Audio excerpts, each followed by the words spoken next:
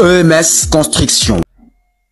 Salam alaikum warahmatullahi wabarakatuh. Mbokk EMS TV, EMS Construction, ñu leen di nuyu di leen ziara. Cheikh Tidiane Sow, directeur technique EMS Construction. Bonjour. EMS Construction. Voilà, comme la dernière fois, on était sur comment construire selon votre budget. On était sur la volet des élévations. Expliquer là où vous pouvez arrêter ou là où vous pouvez continuer aussi. On vous avait dit que sur les élévations, vous pouvez faire deux méthodes de construction. Les deux méthodes, c'est, il y a les poteaux. D'abord, on commence les poteaux et on fait les poutres, et après on fait les planchers, et après on fait les remplissages des murs. On peut faire aussi les murs, après on remplit les poteaux. Moi, de mon personnel, j'ai opté de faire d'abord les murs, après faire les poteaux. Tous ces deux parties, ça peut passer. La dernière fois, nous l'avons expliqué, ci élévation, nous avons fait moi, si vous voulez yëkkati, li nga xam moo di élévation. Ñu ne woon ñaari façon moo ci amoon. Mën nga tabax say murs par doo couler say poteaux.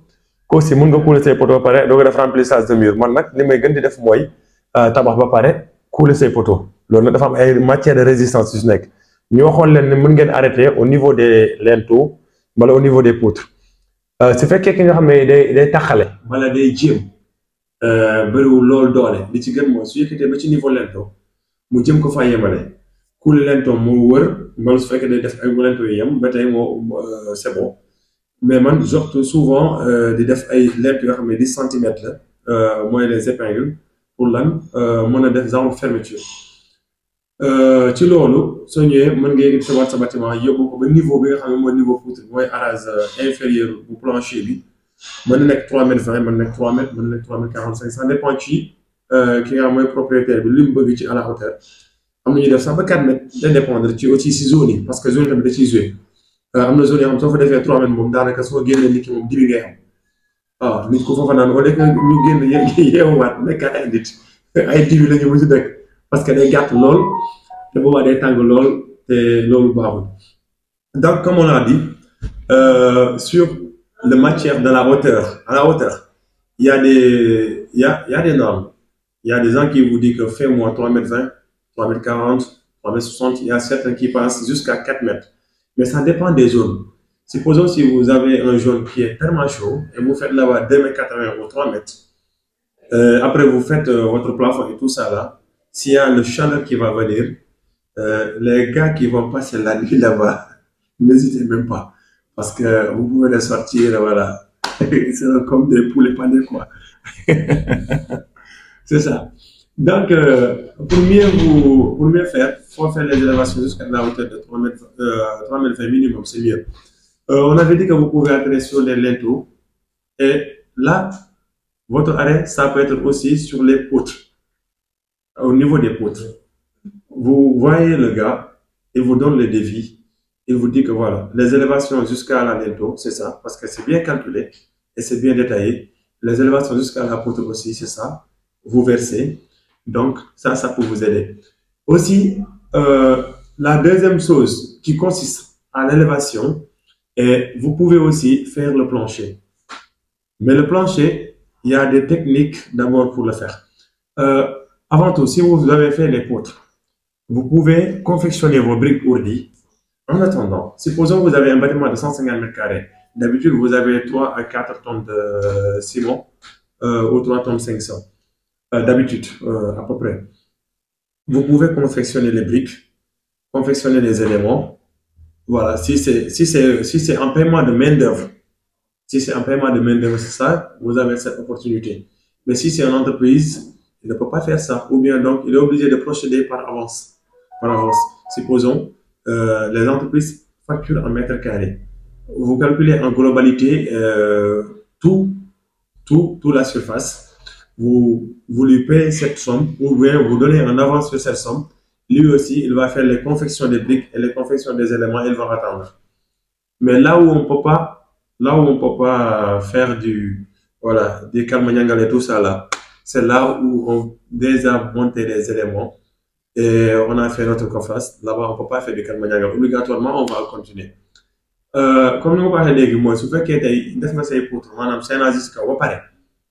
mën nga procéder directement si sa daal su fekkee nag da nga li may wax nii su fekkee da ngaa fay main d'œuvre su fekkee yaa gérer sa matériel mën nga ñëw nga ne maçon bi na la defaral élément yi ak muulal bi muulal li nga xam ne moo di brique ourdi yi mais foofu ngay mën a yem nag su la maçon bi defaral élément yi muulal la brique ourdi yi loolu nga teg ko fa dem wutuwaat doole li nga war a xam mooy su fekkee xas nañ teg coffrage ba teg li nga xam ne moo di élément yi foofu moom kan ma ñagal mënut faa am maanaam li gars yi def mbatas non non mënut faa am loolu moom faa nga wuti xaalis boobaa teg parce que dal kenn du ko couler 2 à 3 parties déedéet dal benn confection lay doon warta am béton yu magante maanaam béton les bétons qui ne sont pas de la même âge il faut voilà il faut éviter ça ou bien si vous allez faire ça il y a des risques parce que il y a les bétons qui ne sont pas de même âge vous allez aussi faire en sorte de cercer les adjuvants hein, pour les adhérences des bétons.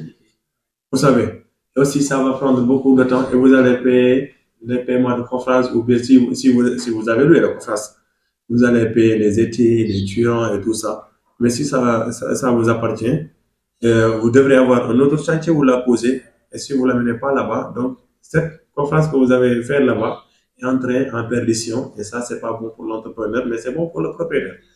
Voilà. Donc loolu faaw ñu bàyyi ci xel donc tey su fekkee dem nga bay def li nga xam ne ni moom moo di dal bi lenn rek nga ci mën mooy defar élément yi ak ourdi yi teg ko noonu xaar li su ko defee maçon bi wala entrepreneur bi ne la lii ngay soxla ci ciment lii ngay soxla ci béton lii ngay soxla ci fer de scie pour triage soudé yi mooy mbaal bi su ko defee nga daal di mën a defar li nga xam ne ni moom moo di sa daal benn yoon bu nekk benn bloc parce que soo ko defee ñaari bloc loolu lu muy mën a indi ci problème bëri na mooy ñaari béton yu bokkul âge la mooy béton yu bokkul juddin dañoo magante béton yi te loolu pour béton yi mën a ànd adhérence bi faaw nga am li nga xam moom moo di ay adjuvants yu fi def lu mel ni ay sika ay yeneen pour mu mën a adhéré wu aussi tamit li ci gën a métti mooy su fekkee maçon bi ko jox deful lu yoon bant yi boobaa toroxtaange dugg ko parce que day fay ay délai fekk yoroo ko dara yow loo ko jox en même temps su fekkee moom moo ko moomal boppam tamit matériel lu waroon liggéey feneen la te léegi liggéeyatul foofu noonu mu ngi ko fa gaare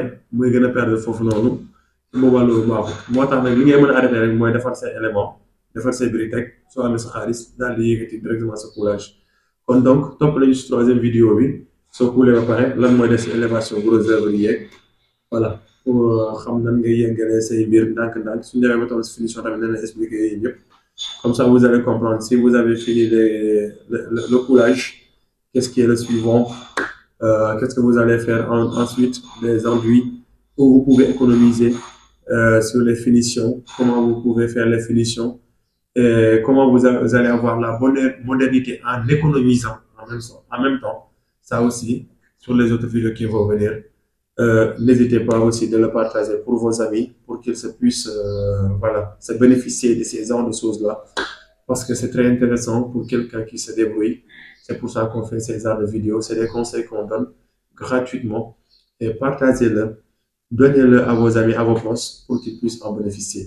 Bu leen fàtte partager vidéo bi pour ñi nga xam ne nii ñu ngi bëgg a tabax te amuñu wala ñu ngi bëgg a jéem te bëri léewuñu te li may wax toujours nit ki toujours fa sa poste toll war nga cee mën a am dara comprendre mais soo ne da ngay xaar ba dajale doog a def loolu moom problème ngay nar yëkkati damay ragal sax doo mujj def te boobaa li ngay yor dem yoonam te xaalis su ñëwee dinaa la gaawal def li ngay def nekkuma fi di xaar.